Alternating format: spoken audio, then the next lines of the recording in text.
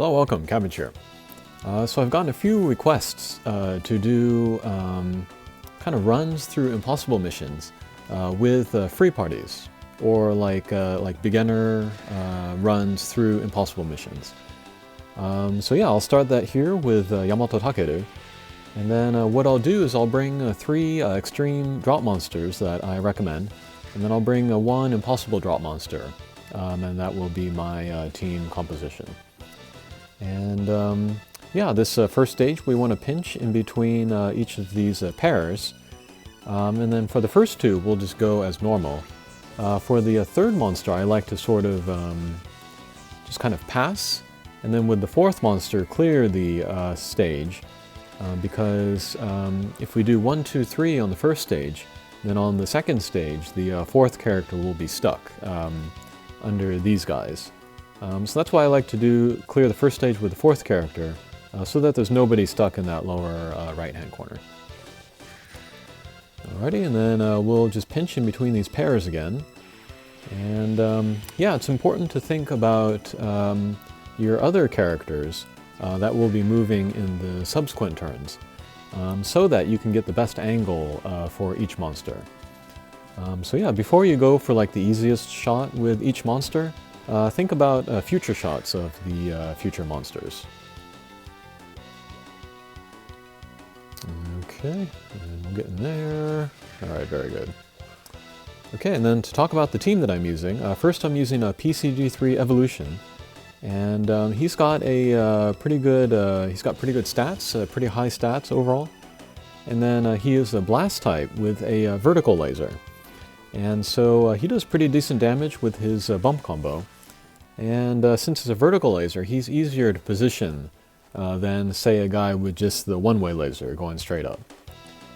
So I recommend him. And then he'll be especially useful on the first mini-boss stage, because it can be difficult to do damage to that boss, just because of the positioning there. But since the laser goes down, we can use that there. Okay. And then here, where Basilisk did that pinch shot, we want to try to hopefully beat this stage while maintaining that position. And then I'll tell you in the next stage why we want to do that. And then the next character that I'm using is also PCG3, but this time the Ascension version. He has a Demon Slayer M, which works great on these blue demons, so he can do extra damage there. And then he has an 8-turn null everything strike shot. And then yeah, I chose him because there are gravity barriers and damage walls on this mission. And there are no drop monsters, no extreme drop monsters that have both null gravity barrier and null damage wall. Except for PCG3 Ascension every other turn. So because he can handle that double gimmick, I think he's pretty great here. And yeah, this is the stage where with Basilisk, if I had pinched and maintained that position, I would be located right on top of the big blue demon there. And then if I went down at kind of like maybe a 10-15 degree angle, I could get a match shot and then clear the stage right there, do millions of damage to the big demon. Unfortunately, I knocked myself out of position, so that's why that didn't work. Okay, and then next, the one impossible drop monster I'm using is Kushinada. And yeah, I've made a video about her specifically, how to use her in Yamato Takeru. So you can refer to that video. But just real quick, she has a damage wall instead of no gravity barrier. So she doesn't really move that well. And then when it's her turn, she can't do a lot of damage because she doesn't have no gravity barrier. But her bump combo, the Plasma, is very strong if you have other characters with no gravity barrier. And then the strike shot is probably the best strike shot in the game. So she's worth bringing for that.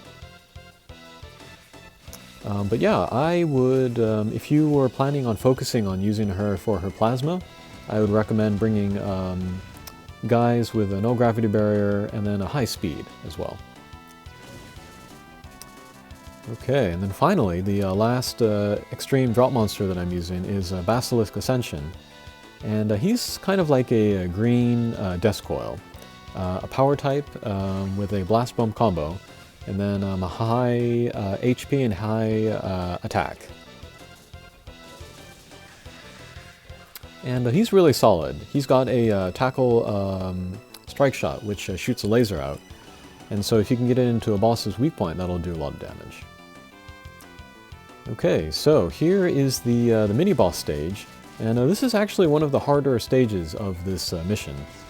And I often like to get rid of the shield up in the upper right-hand corner, because that shield shoots out damage walls. So if we break the shield, which isn't that hard, then we can get around without damage walls. And then that will make my null gravity barrier guys much more mobile. Alright, so there goes the shield. We don't need to worry about damage walls here.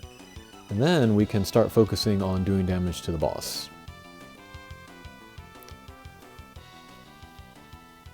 So let's see what we do here. Alright, so with Basilisk, we will not use the strike shot. So yeah, I kind of wanted to nudge PCG3 Evolution above Yamato Takeru, so that I could get that strong vertical laser into the boss. And yeah, that can be a useful technique, just to hit him every time. And then his strike shot, the laser, it's not that strong, but it does decent damage against this boss, which is sort of in a difficult position, so I think it's a good idea to use that there. And then another great thing about PCG3 Ascension is that he has a guide, which is his luck skill. So there I was able to use the guide in order to maneuver between the shield and then the boss itself. Okay, so yeah, we're doing decent damage. And then just to prevent that next attack from coming, we'll go ahead and use Basilisk's strike shot. Okay, so here comes the first boss stage. And then first thing we want to do is take down the two pairs of guys in the lower corners there, so we'll try to pinch there.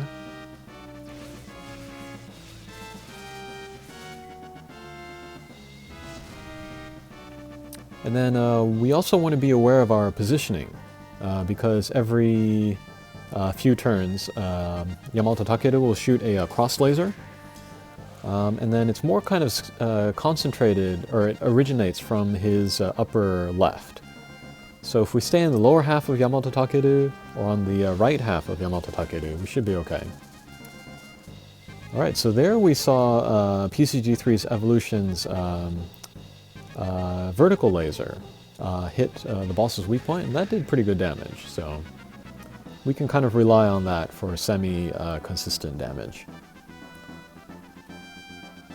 But we're going to get greater damage from Kushinada's plasma if we make good use of that.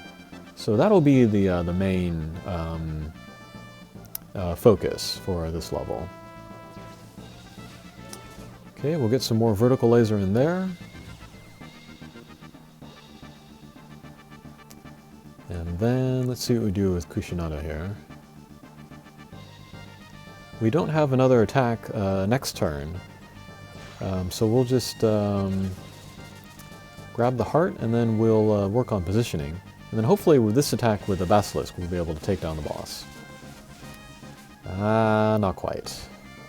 Alright, so we'll eat another laser, but our positioning is pretty good for the next stage. If we're near the top, it'll be easier to do damage to the boss. Okay, so second boss stage.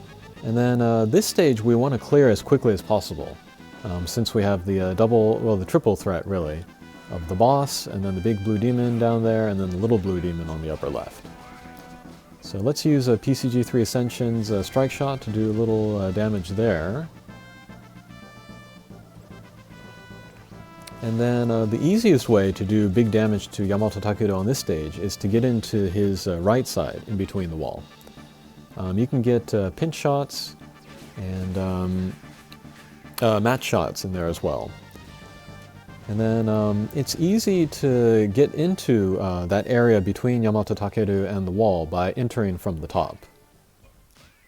So we can take our null gravity barrier guys and kind of curve around there, and then hopefully get stuck on the right side of him.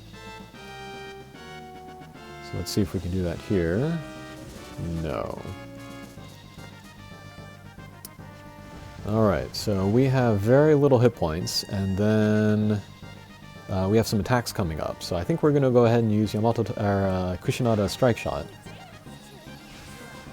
And take down the mini-boss. Great. I would have liked it to save that for the last stage, because it's the greatest source of damage available to us with this team.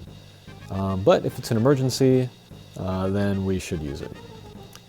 Okay, so here I see Kushinada is kind of trapped behind that blue demon. So we'll use Basilisk to sort of free Kushinada. And that holds true for every stage here. If one of your characters is stuck, then freeing them is going to be the highest priority.